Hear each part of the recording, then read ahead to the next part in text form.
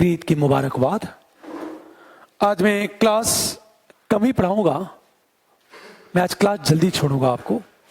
आज मैं कहने वाला था कि मैं प्रीलिम्स की क्लास लूंगा, लेकिन मैंने सोचा कि मौलिक कर्तव्य का जो शेष टॉपिक बचा हुआ है उसको समाप्त कर लूं।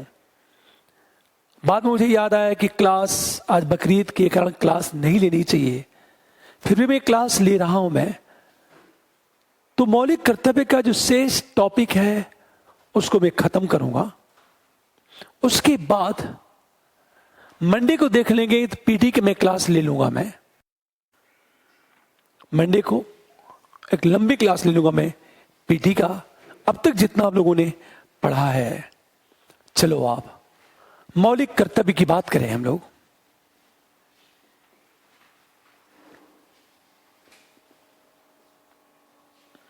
अब एक चीज सोचो, मौलिक कर्तव्य डिबेट ये चल रहा था कि जो मौलिक कर्तव्य हैं वो महत्वहीन है। महत्वहीन इसलिए है क्योंकि यह गैरवाद योग्य है। गैरवाद योग्य है अर्थात इसका क्रियान्वयन कराने के लिए न्यायालय की शरण में नहीं जाया जा सकता।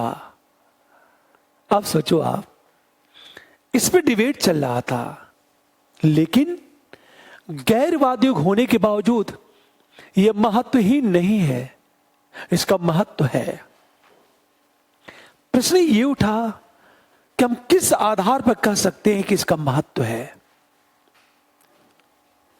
तो तर्क दिया जाता है क्योंकि यह राष्ट्र विरोधी और समाज विरोधी गतिविधियों पर रोक लगाने के संबंध में एक निर्देश है। यह जैसे झंडे का अपमान करना, सार्वजनिक संपत्ति की सुरक्षा करना एक मौलिक कर्तव्य है।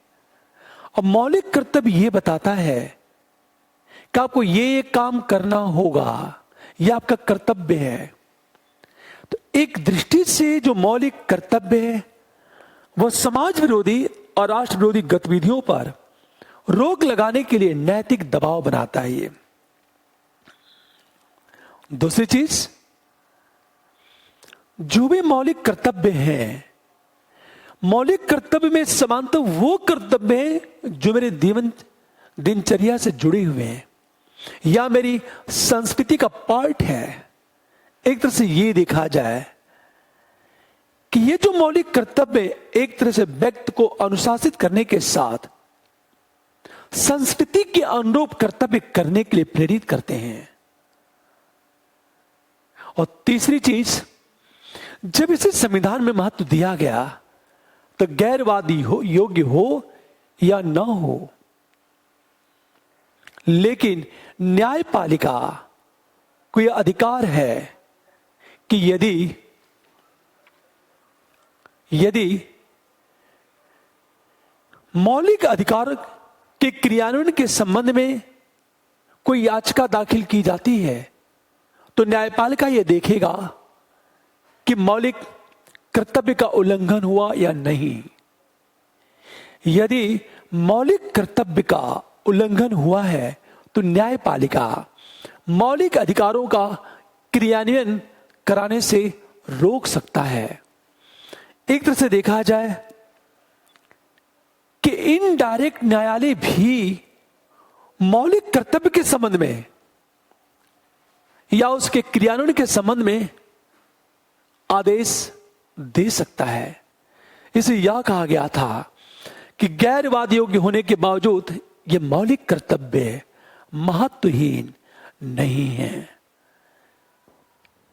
कल हमने बात की थी एमसी मेहता वाद में सुप्रीम कोर्ट का क्या डिसीजन है, लेकिन अब हम बात करेंगे कि महत्वहीन नहीं है तो क्यों नहीं है। इसको लिखो, आप पैरा चेंज करो, कल की क्लास लिखो। वस्तुतः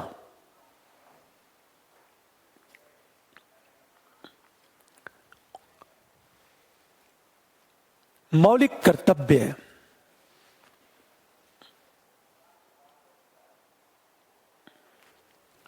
गैरवाद योग्य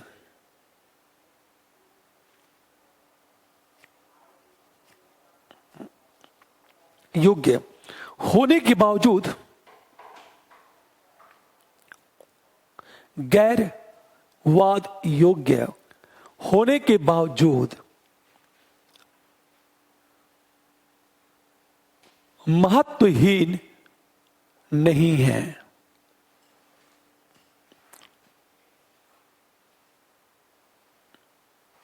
क्योंकि नंबर 1,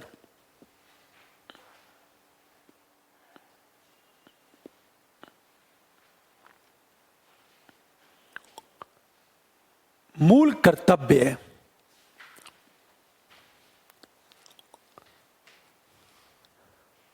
राष्ट्र विरोधी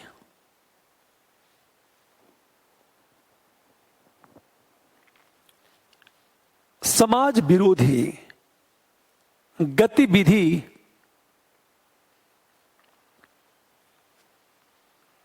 जैसे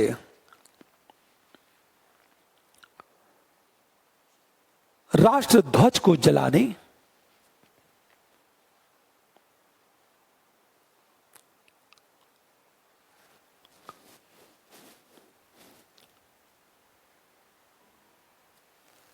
सार्वजनिक संपत्ति को नष्ट करने,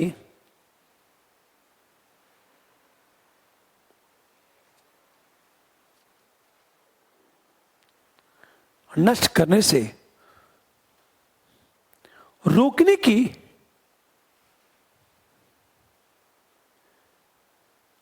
दायित्व का बोध कराते हैं।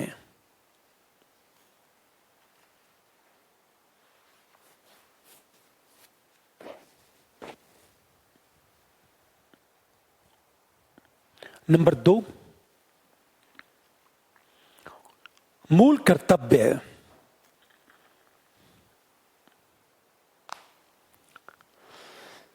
नागरिकों के लिए प्रेरणा स्रोत है।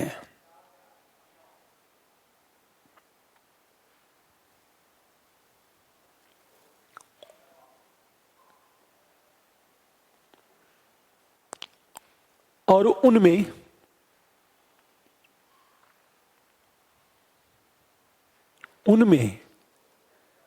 अनुशासन एवं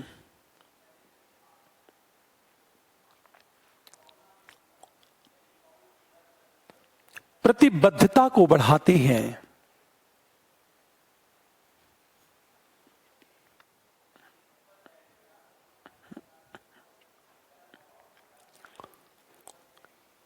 वे केवल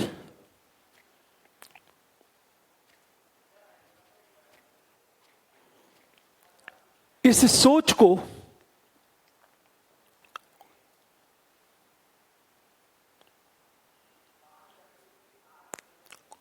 उत्पन्न करते हैं कि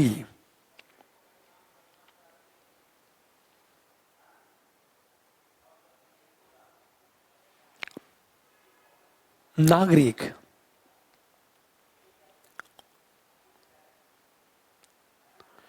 मूक दर्शक नहीं है,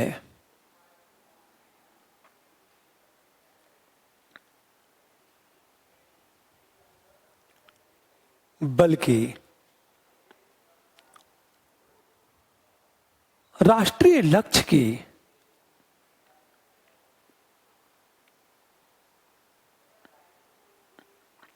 प्राप्ति में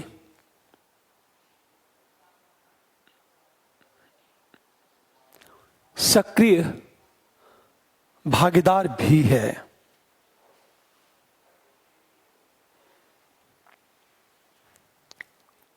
नंबर 3,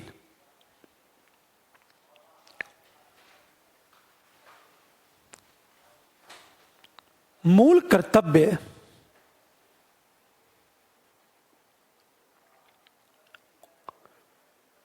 अदालत को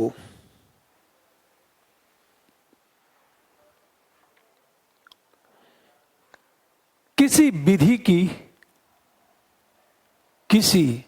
विधि की संवैधानिकता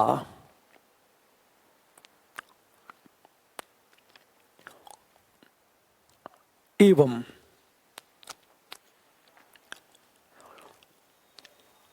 उनके परीक्षण के संबंध में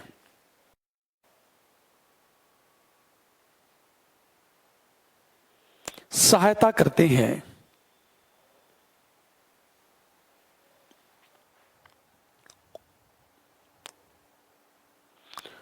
1992 में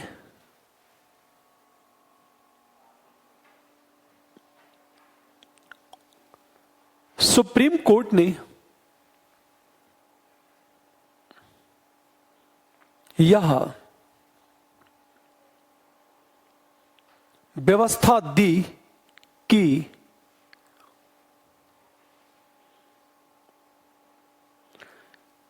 किसी कानून की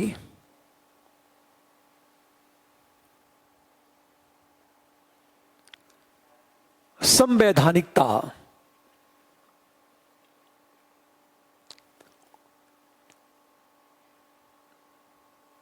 की दृष्टि से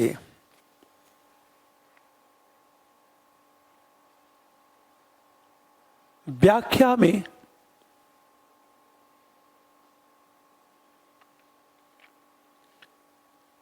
यदि अदालत को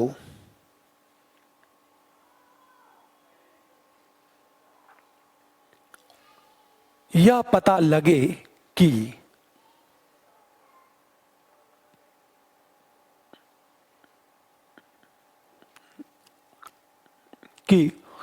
मूल कर्तव्यों के संबंध में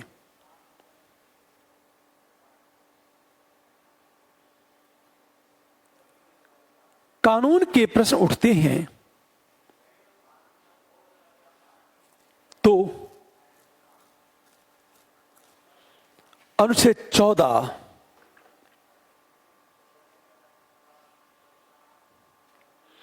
19 के संदर्भ में अनुच्छेद 14 एवं 19 के संदर्भ में इन्हें तर्कसंगत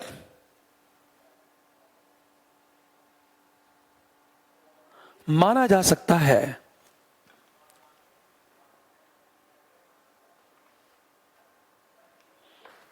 अब एक चीज सोचो आप, प्रश्न कैसे बनेगा यूपीएससी में? 42वें संविधान संशोधन द्वारा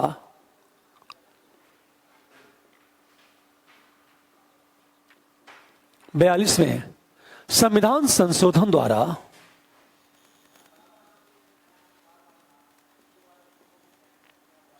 संविधान को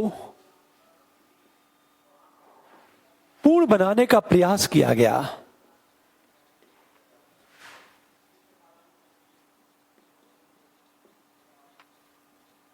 स्पष्ट करें, हमेशा ध्यान दें इस बात को कि 42वें संविधान संशोधन के द्वारा संविधान को पूर्ण बनाने का प्रयास किया गया। स्पष्ट करें, आपको करना क्या होगा? फर्स्ट पैरे में 42वें संविधान संशोधन द्वारा संविधान में जोड़ा गया भाग, और क्या जोड़ा गया? प्रस्तावना में 3 शब्द जोड़े गए। प्रस्तावना में 3 शब्द जोड़े गए। पहला क्या है? पंथ निरपेक्षता, समाजवाद की हम बात करें, और तीसरा जो शब्द जोड़ा गया अखंडता। फिर देखा होगा मूल कर्तव्य का कॉन्सेप्ट जोड़ा गया। हम सेकेंड पैरे में आएंगे और ये बताएंगे 42वें संविधान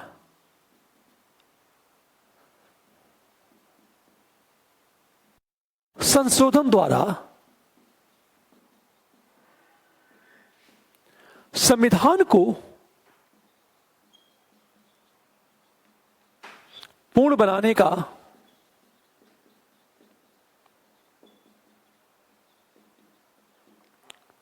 प्रयास किया गया है, क्योंकि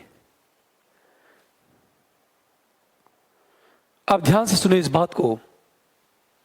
सबसे बड़ी चीज,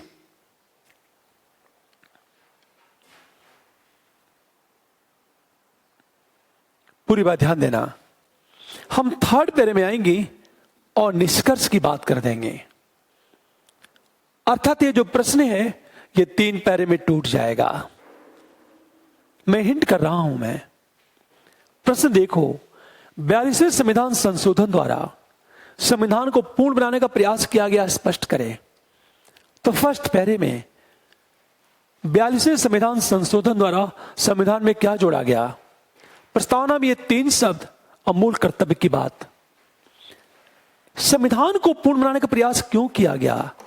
क्योंकि पहली बात मैं हिंट कर रहा हूं, हमेशा ध्यान दो इस बात को। नंबर 1,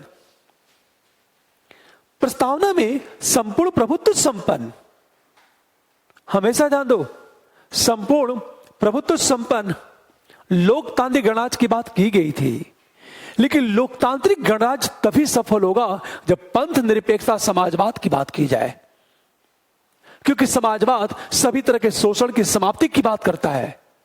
हमेशा ध्यान दो, जब तक सभी तरह के शोषण का अभाव नहीं होगा और धर्म के आधार पर भेदभाव समाप्त नहीं होगा, तब तो लोकतांत्रिक गणराज्य सफल नहीं हो सकता। हम दूसरी चीज बात करें, अखंडता शब्द की बात की गई है और राष्ट्र की एकता में पूर्णता तभी आएगी जब अखंडता शब्द की बात की जाए, क्योंकि अखंडता शब्द से यह इंगित होता है कि देश किसी भी कीमत पर खंडित नहीं होगा। हम मूल कर्तव्य की बात करेंगे। वस्तुतः मौलिक अधिकार की बात तो की गई थी, लेकिन अधिकारों का पूर्ण विकास तभी होगा जब लोग कर्तव्य का अनुपालन करें, पहली बात। दूसरी चीज, प्रस्तावना में जिन आदर्शों की बात की गई थी, लोग उस आदर्शों का अनुपालन तभी करेंगे जब मौलिक कर्तव्य की बात की जाए। हमेशा ध्यान दो, तो मौलिक कर्तव्य भी संविधान को पूर्ण बनाने का प्रयास किया, क्योंकि नंबर वन मौलिक अधिकार मूल कर्तव्य में अन्योन्याश्रय का संबंध है, म्यूचुअल डिपेंडिंग का संबंध है, क्योंकि एक व्यक्ति का अधिकार दूसरे का कर्तव्य होता है और अधिकार पूर्ण तभी बनेगा जब कर्तव्य की बात कर दी जाए। पहली बात। हम नंबर 2 की बात करें कि संविधान में प्रस्तावना में जिन आदर्शों की बात की गई है, संविधान सभा के सदस्यों के आदर्श हैं, उस आदर्श मूर्त रूप तभी ले पाएंगे जब मौलिक कर्तव्य की बात की जाए। हम तीसरी चीज बात करें, राष्ट्र की एकता अखंडता की बात तो की गई है, पर एकता अखंडता तभी बना रहेगा जब सार्वजनिक संपत्ति को नुकसान न पहुंचे, राष्ट्र के प्रतीकों का सम्मान किया जाए। इसकी बात मूल कर्तव्य में की गई है। अब सोचो, अंत में आएंगे हम निष्कर्ष की बात, और निष्कर्ष में एक लाइन में लिखेंगे, इसलिए हमेशा ध्यान दो, इसलिए संविधान में उल्लिखित मौलिक कर्तव्य की तारीफ की जाती है, किंतु इसे गैर वाद योग्य बना दिया गया, जो इसके प्रति उदासीनता को इंगित करता है। क्योंकि जब गैर वाद योग्य बन जाएगा तो स्वाभाविक है यह उदासीन हो जाएगा, लोग इसके प्रति उदासीन हो जाएंगे, लोग इसका अनुपालन नहीं करेंगे। अब एक चीज सोचो, दूसरा क्वेश्चन क्या है?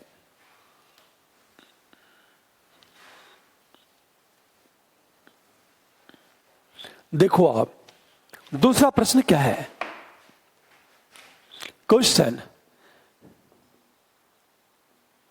संविधान के भाग 4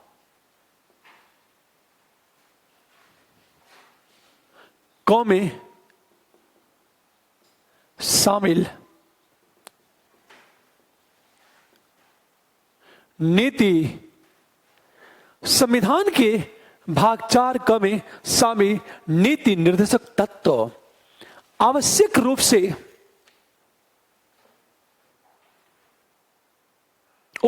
ये क्या डाल दिया?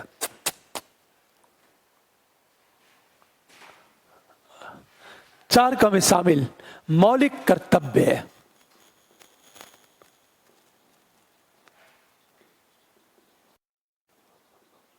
आवश्यक रूप से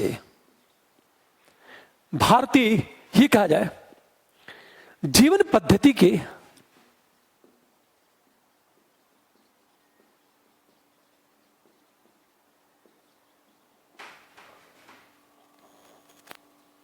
अंगभूत कार्यों का संहिताकरण मात्र है।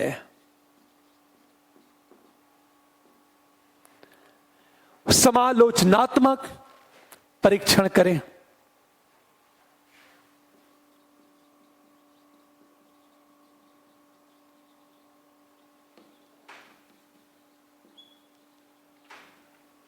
अब इस प्रश्न को देखो आप।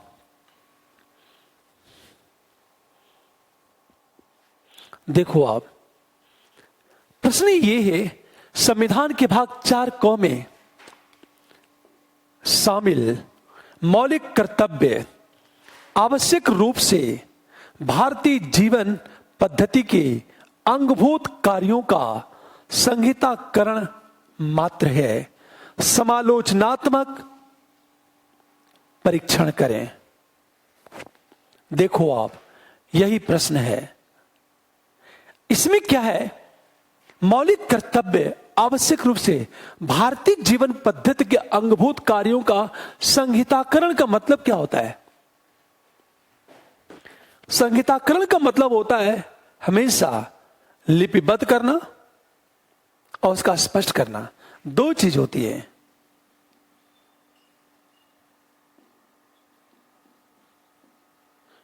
एवं सिंपल चीजें कोडिफिकेशन कहते हैं इसको, लिख देना, कानूनी रूप दे देना, इसको कहते हैं संहिताकरण। आप ध्यान से सुने इस बात को। देखो प्रश्न कितना आसान है। समालोचनात्मक का मतलब ये, आलोचना करो, बहुत प्यार के साथ करो आप। इसका मतलब क्या चीज है? जो मौलिक कर्तव्य भारतीय जीवन पद्धति, हमारे जीने का जो तरीका है, उसी को लिखा गया है। सिंपल क्वेश्चन है। हमारे जीने का जो तरीका है उसी का उल्लेख किया गया है। यही प्रश्न है। अब सोचो आप फर्स्ट पैरे में संविधान के भाग 4 क में मौलिक कर्तव्य की बात, हम सेकंड पैरे में बात करेंगे भारतीय जीवन पद्धति के अंगभूत कार्यों का संहिताकरण मात्र है। हमेशा जान दो। अब मैं हिंट कर रहा हूं क्यों संहिताकरण मात्र है। पूरी बात ध्यान देने इस बात को। नंबर वन, भारतीयों के जीवन पद्धति यह है कि पिता का अपने बच्चों के प्रति दायित्व है, उनके बेहतर परवरिश और बेहतर शिक्षा की व्यवस्था करना, और इसी का उल्लेख मौलिक कर्तव्य में किया गया है। हमेशा ध्यान दो इस बात को। पहली चीज। नंबर 2 की बात करें, भारतीय जो संस्कृति है उसमें प्रकृति के साथ प्रेम और पूजा की बात की गई है। क्योंकि हमारे जो जीने का तरीका है वो प्रकृति के साथ सामंजस्य की बात करता है। ये अलग चीज है कि हमने जो वेस्टर्न कल्चर को एडॉप्ट कर लिया, इसने मेरे व्यवहार को, जीने के तरीके को प्रकृति से अलग कर दिया। क्योंकि हमारा जो जीवन पद्धति है प्रकृति के साथ सामंजस्य की बात करता है, और प्रकृति के साथ जो सामंजस्य, इससे प्रकृति का क्या होगा? संरक्षण होगा। हमेशा ध्यान दो, हमारे जो जीने का तरीका है,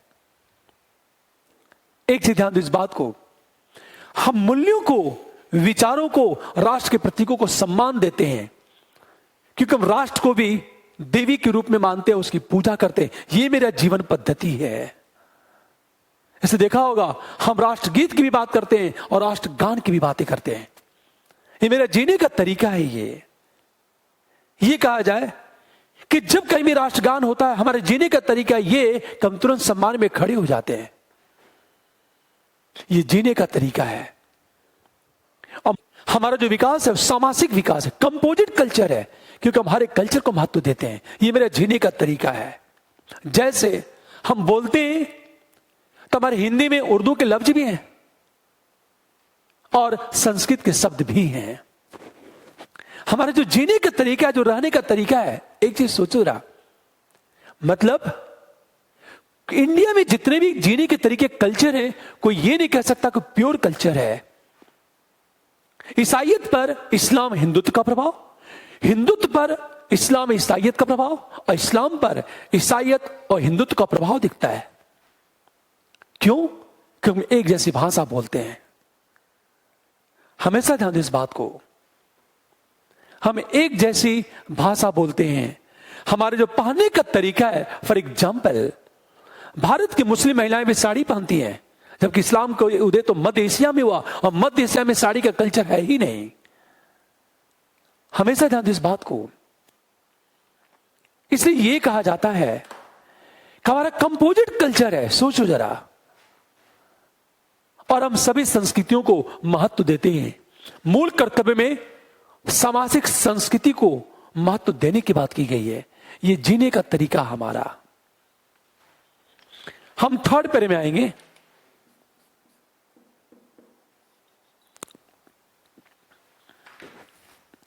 यह हमेशा ध्यान दो इस बात को। हम थर्ड पैरे में आएंगे, समालोचनात्मक परीक्षण करना है। लेकिन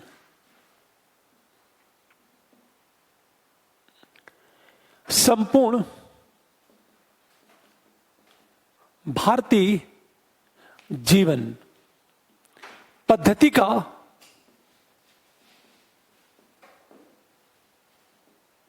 नहीं है, क्योंकि हम चौथे पैरे में आएंगे और निष्कर्ष की बात करेंगे। क्या संपूर्ण जीवन जो पद्धति है का कोडिफिकेशन है मौलिक कर्तव्य? वस्तुतः एक व्यक्ति का राष्ट्र के प्रति क्या दायित्व है, केवल उसका कोडिफिकेशन है। समाज के प्रति, स्वयं के प्रति, अपने परिवार के प्रति हमारा जो दायित्व है, उसका कोडिफिकेशन है।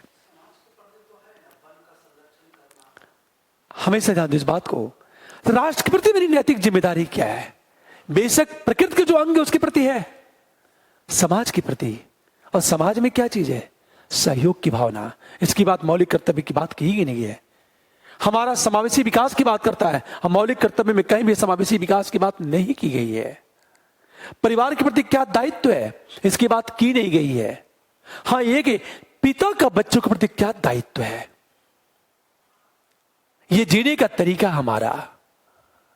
इसका मतलब है हमारे जो जीने का तरीका है उसमें जीवन के उस भाग का मौलिक कर्तव्य संहिताकरण है जो राष्ट्र के प्रति है, पर्यावरण के प्रति है और बच्चों के प्रति है।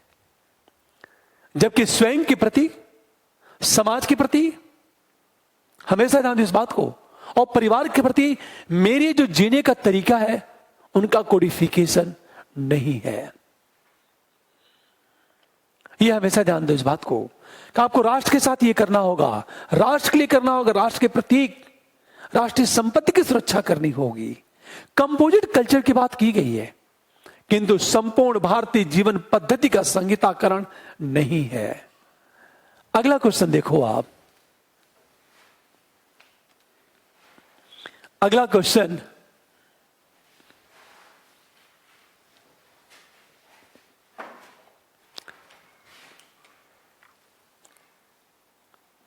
क्या मौलिक कर्तव्य केवल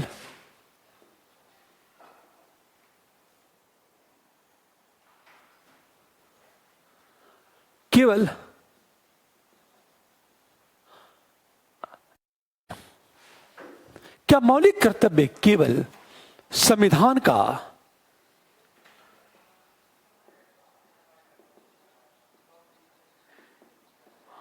अलंकृत भाग है?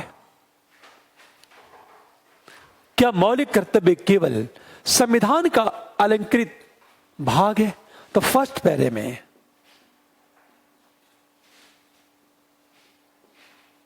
मौलिक कर्तव्य का जो उल्लेख है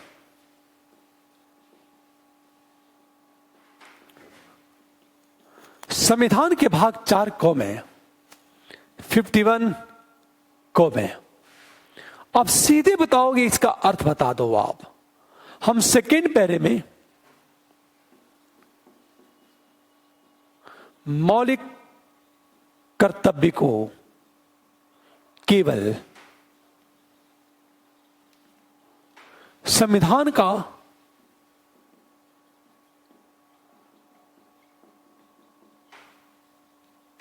माना जाता है, क्योंकि यह गैरवाद योग्य है या गैरवाद योग्य है। संविधान के भाग 4 क में शामिल।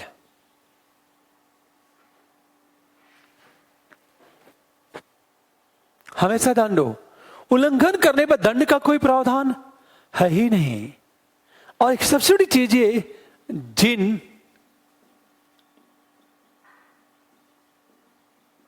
कर्तव्यों का उल्लेख है उसके उल्लंघन पर दंड का प्रावधान नहीं। अब हम थर्ड पैरे में आएंगे, और जब थर्ड पैरे की जब बात करेंगे, मैं ऊपर लिख रहा हूं मैं, अब इसका थर्ड पैरे में, परंतु सुप्रीम कोर्ट एवं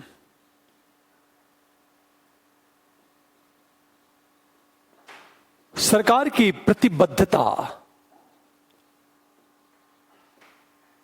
की दृष्टि से देखा जाए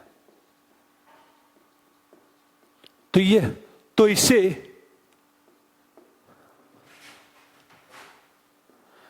केवल अलंकृत भाग कहना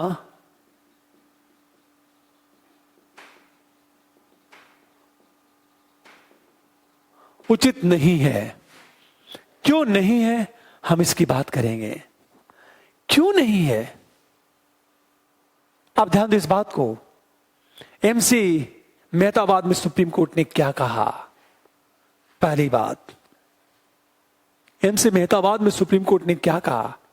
दूसरी बात, संसद को इसके उल्लंघन को दंडनीय बनाने का अधिकार है। हमेशा ध्यान दो इस बात को। और तीसरी चीज, सरकार कई कानूनों का निर्माण कर चुकी है। हमेशा नंबर ए, एमसी मेहता वाद में सुप्रीम कोर्ट का निर्णय क्या है? हम नंबर बी की बात करेंगे।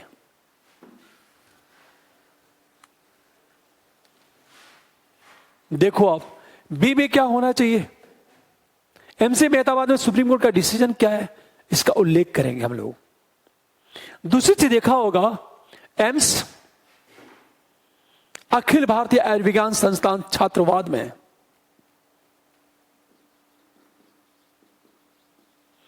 अखिल भारतीय आयुर्विज्ञान संस्थान छात्रवाद में सुप्रीम कोर्ट का क्या डिसीजन है कि मौलिक कर्तव्य से पहले मौलिक शब्द का प्रयोग किया गया है, फंडामेंटल शब्द का। हम सी की बात करेंगे।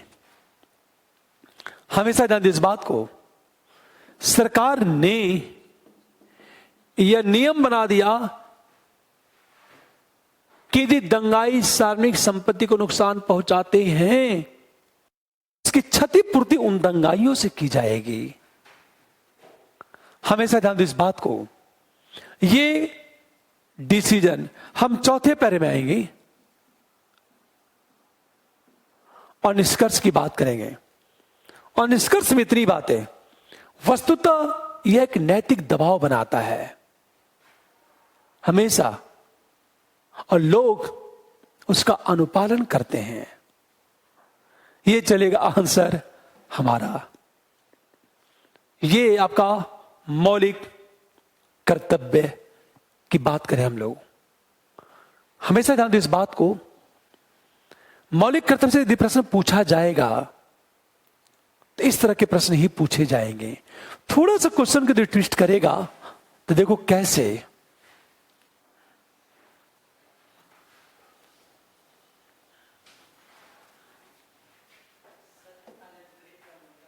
सुशोभित, सजावटी। हमेशा ध्यान दो इस बात को, प्रश्न कैसे पूछा जा सकता है कि मौलिक कर्तव्य, हमेशा ध्यान दो इस बात को कि जो मौलिक कर्तव्य है को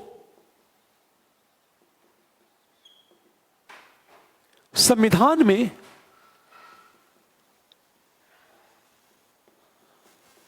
करना एक उचित कदम है।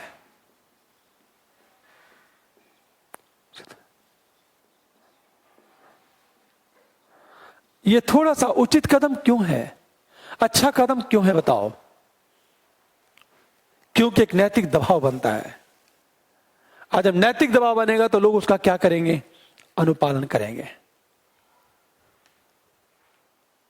सिंपल चीज है। क्यों?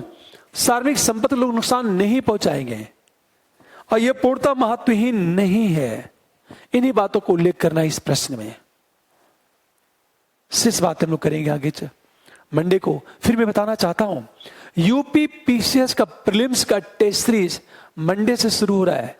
यूपी पीसीएस प्रीलिम्स का टेस्ट सीरीज मंडे से शुरू हो रहा है। अब देखो आप, इसमें टोटल 12 टेस्ट होंगे जिसकी फीस है 999 रुपए। अब मुझे पूरा विश्वास है कि क्वेश्चन मिलना चाहिए। हम लोग मिलते हैं मंडे को। आप सबको नए तरीके से सिरे से बकरीद की मुबारकबाद।